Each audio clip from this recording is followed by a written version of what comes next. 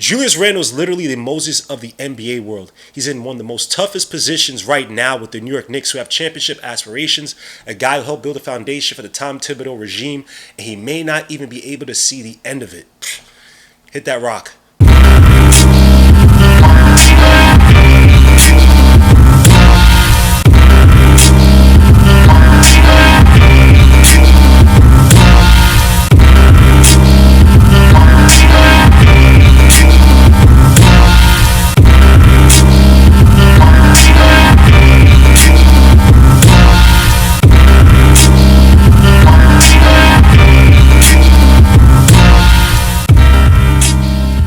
Before we get started, make sure to hit the like, subscribe to the channel, make sure to hit the dark notification bell to get each and every notification for each and every video.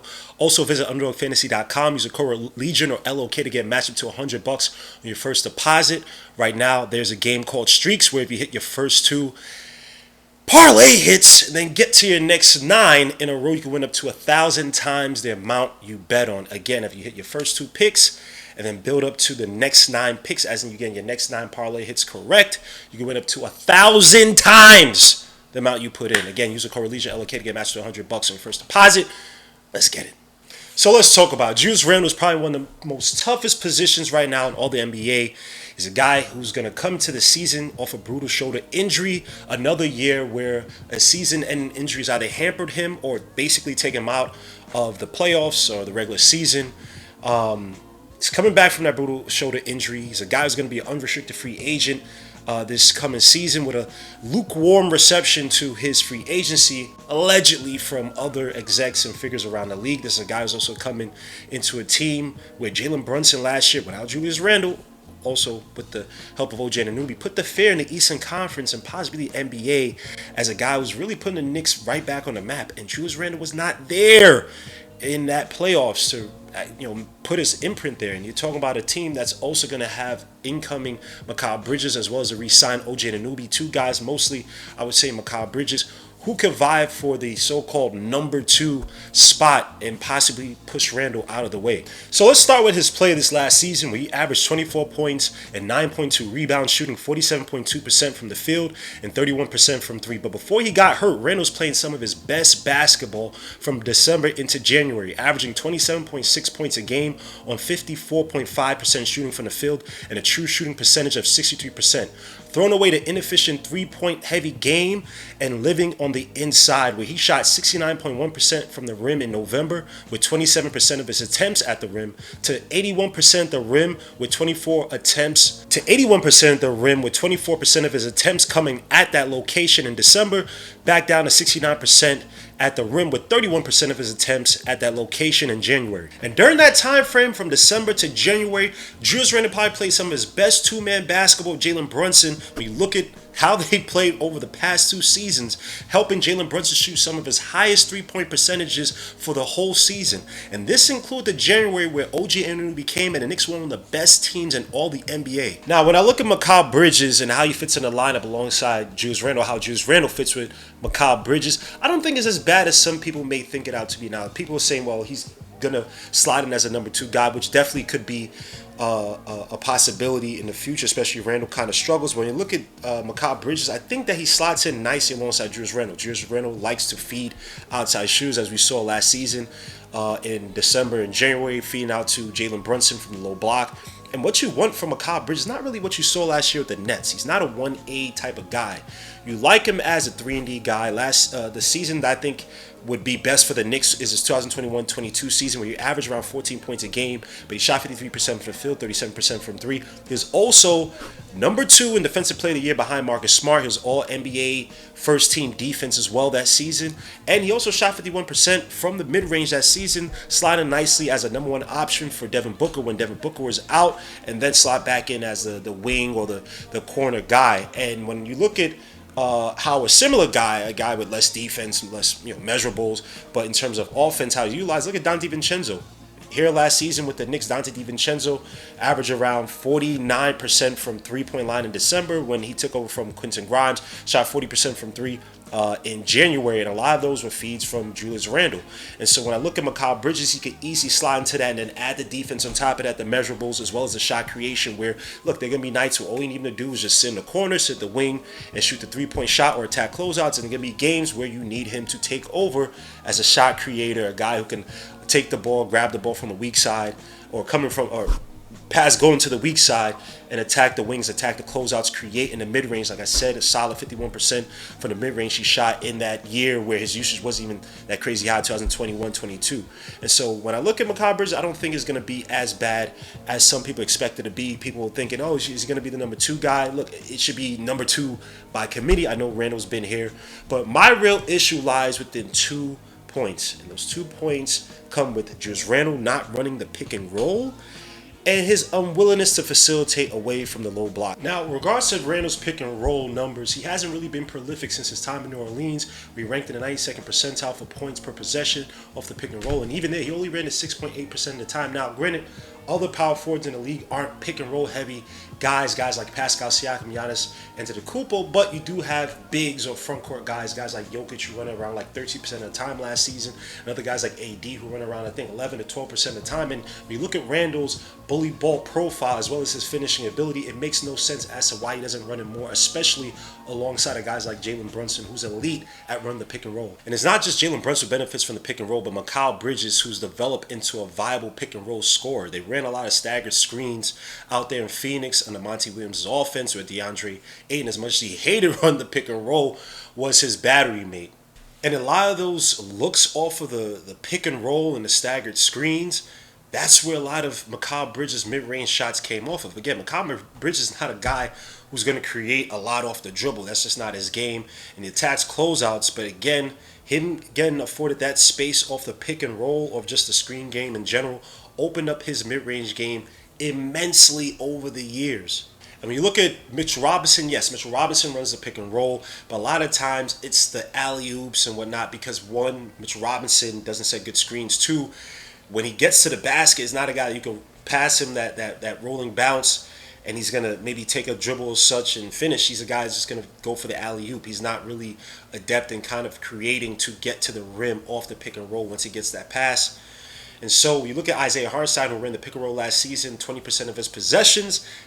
Julius Randle is going to have to fill in that slack. It just has to be. We don't have anybody else to really run it. And again, it's an important staple of Tom Thibodeau's offense. The Knicks ran it the 6th most times last year in the NBA. And outside of 1 year where the Knicks and Tom Thibodeau ran it the 11th most times in the NBA, the Knicks are never ranked below the top 10 in terms of frequency in regards to using the pick and roll. And so it's an important staple. And Julius Randle, when you look at some of these small ball lineups where he's going to be the 5, you have OG and Mikal playing the 4 and the 3 respectively, you're going to need someone to run those pick and rolls and create some space for everybody else and not just solely rely on Jalen Brunson to create your offense or Randle to play his bully ball. Is going to get too stale and stagnant. Teams are going to adapt. So you need to find some way to create some artificial space. And while I heart here, you're going to have to depend on Randle, especially if he's playing the 5 with the small ball lineups. But how do you tell a guy in the 9th inning to change up his game? How do you tell a guy who has not really run the pick and roll these past few seasons, a guy who's coming off a shoulder injury, a guy who probably wants to avoid as much contact, bang, bang, getting hit and whatnot, operating off the pick and roll because he wants to stay healthy and get to his next contract? It's not going to be easy for Randle, but these are the tough decisions he's going to have to make if he wants to play some winning basketball or preserve value on his next contract. Now, when you look at not just the pick and roll game, but the screen game itself, Julius Randle just does not implement himself nearly enough. For context, screen assists are essentially assists generated off of screens. It's fairly self-explanatory. And last year, the Knicks were 11th in screen assists and 10th in points over screen assists a game. Now, when you look at the individual stats, Isaiah Hartenstein actually led the Knicks with around 3.5 screen assists a game, averaging around 8.3 points off a screen assist. Julius Randle was 5th on the Knicks, 5th on the Knicks at 1 screen assist a game and 2.4 screen assists, or 2.4 points off a screen assist. In the year prior, he was fourth on the team at 0.8 screen assists a game and 1.9 points off of those screen assists. Julius Randle even sniffed the top 30-40 when you look at the overall NBA numbers. And it's a disservice to the Knicks offense that Julius Randle does not implement himself more in the screen game, creating even more gravity with a guy like him and Brunson to get guys even more open, guys like Dante DiVincenzo, Josh Hart in the corner off the opposite wing. We can run so many actions similar to guys like Sabonis. We're running split actions and a lot of high-low pinch post actions where Sabonis is going to set those screens there and Fox is going to find Keenan Murray or Malik Monk on the outside, Kevin Huerter. And so Julius Randle, again, it makes no sense that he's just this big wing who's not really involved play in, play out. And maybe not every play, but just not involved enough with Jalen Brunson to be able to open up the offense. Like, they play like two sides of the offense, and it's kind of like one guy operates while the other guy sits back, or one guy operates and is waiting for the pass. With so many players on this team who move well without the ball, guys like Dante DiVincenzo, Mikal Bridges, who is absolutely excellent moving off the ball, coming off of pin down screens, just such a fluid player. Guys like Josh Hart, it's a disservice that Randle is not involved regards to doing pin down screens. I don't think he's involved in the dribble handoffs enough.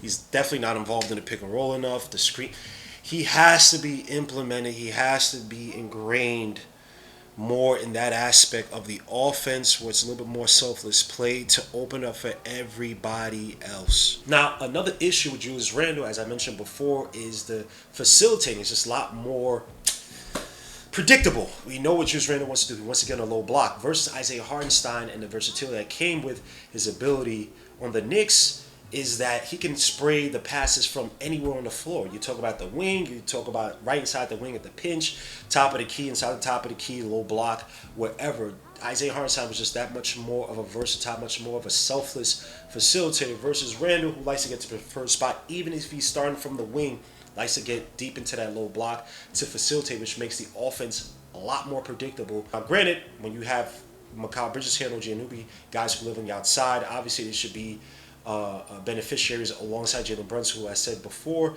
shot some of his best three-point numbers last year playing alongside Julius Randle. His biggest issue will be with less usage this season. Can you convince a guy like Julius Randle to be a lot more sacrificing to his own individual numbers, offensive numbers in terms of scoring, to find open guys, to make the hockey assists, to make the dribble handoffs, to be able to spray the passes from all over the floor? And again, I'm not sure. You're telling a guy who's never dipped below 27% usage with his time on the Knicks to possibly dip that down and make plays, make selfless plays, operate himself in the pick and roll, the screen game, and be able to facilitate all over the floor, be able to break the zone offenses by flash at the foul line or being the guy to help break the aggressive double teams that Jalen Brunson may see in certain zone sets, and make that pass, the hockey pass to maybe the wing with a guy underneath who then makes it back to another guy on the outside, or maybe to another cutter underneath to break the zone and hit the shot. And so it's going to be tough for Julius Randle to tell a guy to change his feathers, especially when we talk about his contract. Talking about a guy who is up for a $181 million 4-year extension, which will average around $45 million per. A guy who took a concession on his last contract after making first-team All-NBA. But a guy, when you look at it, as according to some reports, the interest is somewhat lukewarm with Julius Randle. You're talking about Jalen Brunson taking that contract cut, taking a $156 million extension, saving the Knicks a ton of money for the future to be able to bring in another guy. And you're also talking about Mikal Bridges possibly taking a below-market deal, below his, I believe he's making around $25 million, so somewhere below that for his next deal, around that range. Damn, the Knicks are probably going to get some investigations if he does that. But to get back on Julius Randle, you're talking about a guy who's up for that extension, but then it would wipe away all the space that Jalen Brunson would have created or is going to create by taking that extension. Bring us into the second apron where we're going to be capped, right? You're talking about the future moves. We can't aggregate contracts with above the second apron. We'll miss out on the mid-level exceptions. Trade exceptions will be zilch.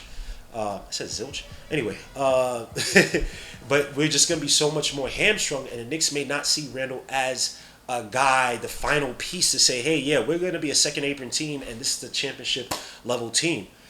According to Bobby Marks of ESPN, He thought that Julius Randle should take the $100 million 3-year extension, which would give him around $33 million a year, but that's around what he's making right now. I believe he'll be making $30 million in his last season. You're talking about a guy, Julius Randle, again, took a contract concession the last time, and he's not a Villanova Wildcat. So all the camaraderie, as great as it is, he doesn't have that bond that says, hey, we're all in this together. Whatever they built over there in Villanova winning the championships, he's probably not he's not connected the same way. You're talking about a guy who's also over the age of 30, who's been injured the past 2 seasons near the end of the season. Also another guy who's struggled in the playoffs. So he's like, look, I got to get paid somewhere.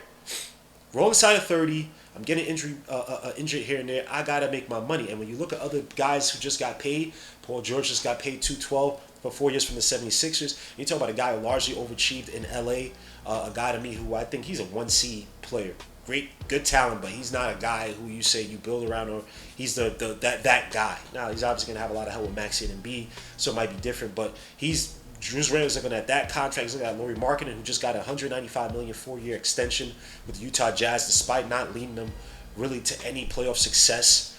And you also talk about Bam Adebayo, who just got paid $165 million for 3 years, which equates around $55 million per. Now, I don't think Randle's looking for that money, but he's definitely looking for in the range of $40 million. He wants to get a nice little bump for what he's done in New York, and that's what his agent's going to be selling.